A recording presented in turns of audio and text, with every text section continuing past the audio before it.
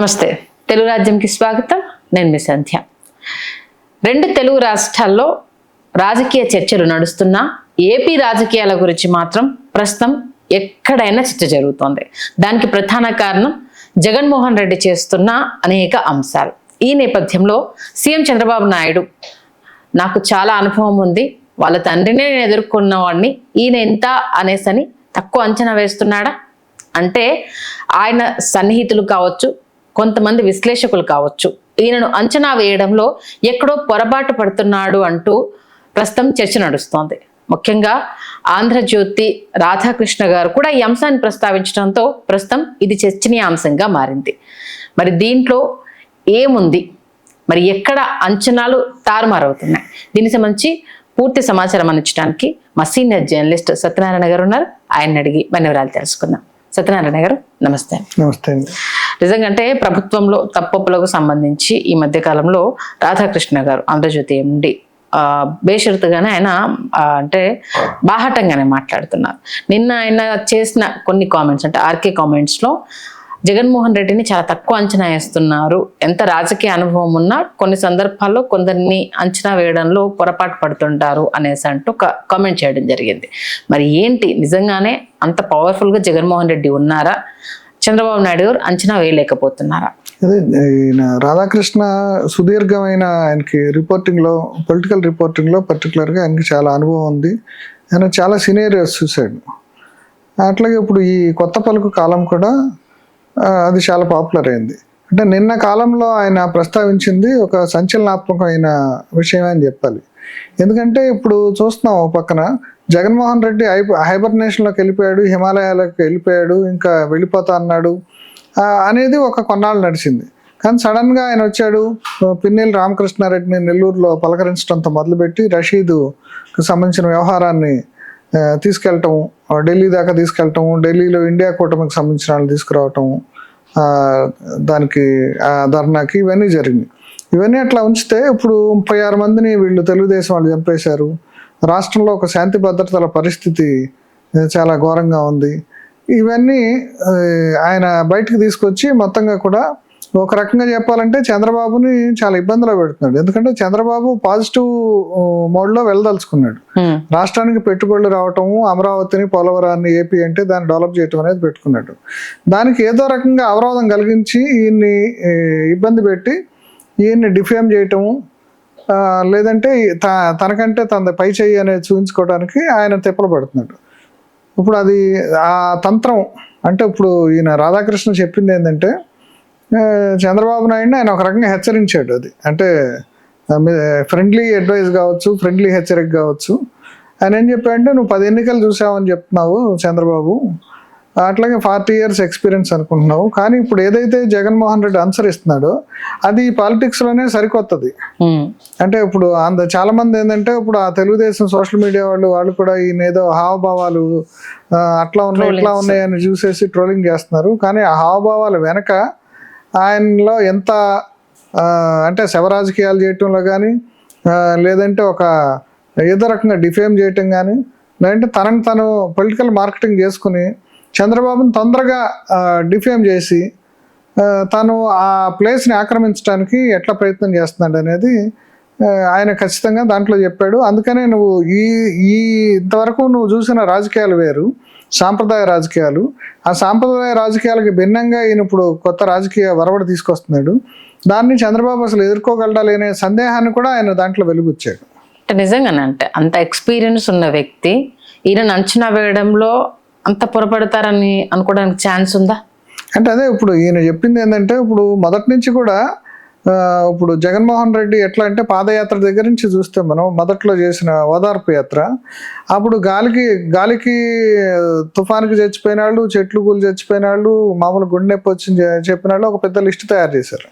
ఆ లిస్ట్ తయారు చేసి అందరి దగ్గరికి పోయి ఓదార్పు యాత్ర అని చెప్పేసి స్టార్ట్ చేశాడు ఆయన. అది యాక్చువల్గా దానికి సోనియా గాంధీ ఒప్పుకోలేదు. అందరు కూడా ఏంది పిచ్చాడు, ఏదో పిచ్చి పని చేస్తున్నాడు అనుకున్నారు. కానీ అదేంటి అనేది ఆయన చూపించాడు. ఆ ఓదార్పు యాత్ర ద్వారా అట్లా కొన్ని సెక్షన్స్ని పట్టుకోవటం అనేది. నిజానికి ఆ లిస్టే ఆ రోజున ప్రతిపక్షం తీసి వీళ్ళందరూ మామూలుగా చనిపోయిన వాళ్ళు, వీళ్ళు రాజశేఖర రెడ్డి మరణంతో ఆ దిగులతో చనిపోయిన వాళ్ళు కదా, షాక్తో చనిపోయిన వాళ్ళు గారని ఆ రోజున వీళ్ళు ప్రూవ్ చేసి ఉంటే వేరే రకంగా ఉండేది. సేమ్ అదే స్ట్రాటజీ ఇప్పుడు ఆయన శవం ఎక్కడ కనపడితే అక్కడికి వెళ్ళిపోతున్నాడు అనేది ఇవాళ ఈయన కాలంలో కూడా రాశాడు. 36 మంది చనిపోయారు ఈ అల్లర్లలో, వీళ్ళు తెలుగుదేశం వాళ్ళు 36 మంది వైఎస్ఆర్సీపీ వాళ్ళని మర్డర్ చేశారంటున్నారు. కానీ నిన్న శాసనసభలో 36 మంది లిస్ట్ ఇమ్మని చెప్పేసి ఆయన మాట్లాడాడు కానీ చంద్రబాబు నాయుడు, కానీ 36 మంది అనే దాన్ని ఆయన జాతీయ స్థాయిలో ఆల్రెడీ ఎస్టాబ్లిష్ చేసేసాడు, అయిపోయింది. ఖచ్చితంగా ఢిల్లీకి వెళ్ళి ఎస్టాబ్లిష్ చేసేసాడు. నువ్వు ఎఫ్ఐఆర్లు ఏంటంటే ఇప్పుడు ఎట్లుందంటే ఇప్పుడు మీడియా ప్రభావంతో ఏదైనా ఒక మాట మాట్లాడితే అది సంచలనం అవుతుంది, వైరల్ అవుతుంది, అదే ఒక ప్రజాభిప్రాయం కింద స్ప్రెడ్ అవుతుంది. అది క్లియర్గా అర్థమైంది. ఇప్పుడు అట్లాగే ఇప్పుడు సంక్షేమానికి సంబంధించి కానీ దీనికి మొన్న ఆర్థిక వ్యవహారాలకు సంబంధించి కూడా ఆర్థిక శ్వేతపత్రం ఈయన పెట్టడానికి ముందే ఆయన రంగంలోకి దిగి ఈ సంక్షేమ పథకాలు ఏవైతే తను తీసుకొచ్చినాయి అట్లుంచి ఇప్పుడు ఈ సూపర్ 6 ఏది పెట్టలేక ఇప్పుడు ఈయన అసలు ఫుల్ టైం బడ్జెట్ పెట్టలేకపోతున్నాడని ఒక గాంట్లెట్ విసిరాడు. అంటే ఇట్లా ఈ రకమైన ఈ స్ట్రాటజీని ఇంతకుముందు ఎప్పుడు చూడలేదు. అంటే ఇప్పుడు ఇంకోటి కూడా చెప్పాడు, షర్మిల కూడా ఆమె సాంప్రదాయబద్ధమైన రాజకీయాల పద్ధతులనే ఆమె ఇప్పుడు చేస్తుంది, కానీ ఆమెకు కూడా ఇది వంట పట్టలేదు. అంటే ఆమె కూడా ఇప్పుడు జగన్మోహన్ రెడ్డిని ఎదుర్కోలేదు అనేది చెప్పడం అనమాట. అంటే ఇప్పుడు జగన్మోహన్ రెడ్డి అనుసరించే ఒక రాజకీయ తంత్రంగానే ఉండి కుతంత్రంగానే ఉండి, అంటే ఇండైరెక్ట్ గా కుతంత్రం అనే చెప్పడానికి ట్రై చేశాడు. అంటే ఇంకోటి ధనం కూడా, అంటే 36,000 కోట్లు వాళ్ళ తండ్రి హయాం దగ్గర నుంచి సంపాదించింది ఉంది కాబట్టి అధికారం కోసం ఇప్పుడు ఆ ధనాన్ని ఉపయోగించి ఏదైనా చేయడానికి అవకాశం ఉంటుంది, ఎదుర్కోవడానికి మీ దగ్గర సత్తా ఉందా అన్న సవాల్ను కూడా విసిరినట్టుగా మాట్లాడారు. దీని గురించి అవును, మొదటి నుంచి కూడా ఆయన డబ్బు బలం అనేది ఉంది. ఎందుకంటే ఇప్పుడు ఆ రోజున ఓదార్పు యాత్ర చేసినా లేదంటే పార్టీ ఒంటరిగా పెట్టి ఒకసారి ఓడిపోయాక ఇంకా ఆయన పని అయిపోయింది అనుకున్నారు. కానీ అయినా సరే మళ్ళీ అంటే ఆయనకి భారతీయ సిమెంట్స్లో డబ్బులు వస్తాయి, సాక్షిలో డబ్బులు వస్తాయి, ఇప్పుడు అట్లా కాకుండా వేరే పవర్ ప్లాంట్స్ అవన్నీ ఉన్నాయి. అది అంటే 1,00,000 కోట్లు అనేది చెప్పారనుకోండి స్కామ్ అనేది, 45,000 కోట్లు ఆ స్కామ్లో ఛార్జ్ షీట్ ప్రకారం కనపడినాయి. అందుకని వాళ్ళు ఏంటంటే వాళ్ళ పాలిటిక్స్లో main money power muscle power రెండు ఉండాలి. మనీ పవర్ ఉంటే మజిల్ పవర్ ఆల్రెడీ వస్తుంది.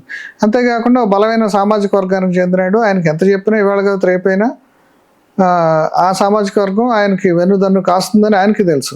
అందుకని ఇవన్నీ ఉపయోగించుకుని ఇప్పుడు చంద్రబాబుని అంటే శాసనసభకి రావట్లేదు, శాసనసభకు వెళ్ళదలుచుకోలేదు. శాసనసభకు వెళ్ళటానికి ఏంటంటే ఒక ఇంపాసిబుల్ అసాధ్యమైన ఒక కోరికను పెట్టాడు. ఆయన దాని మీద కూడా కోర్టుకు వెళ్ళాడు.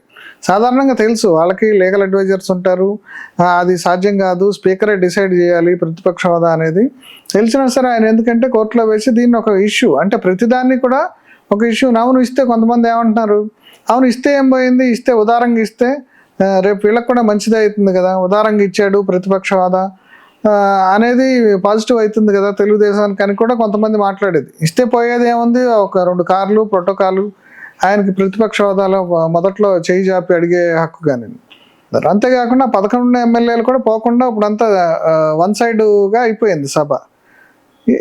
ఇవన్నీ కూడా ఇప్పుడు ఎట్లా అంటే చంద్రబాబు మామూలుగా తన ఒక పద్ధతిలో రాజకీయాలు చూశాడు, ఆయన నేషనల్ ఫ్రంట్ రాజకీయాలు చూశాడు, మళ్ళీ మధ్యలో దెబ్బతిన్నాడు, ఇవన్నీ చేశాడు. కానీ ఇప్పుడు ఈ రకమైన తంత్రాలు కుతంత్రాలు ఆయన వల్ల కాదు.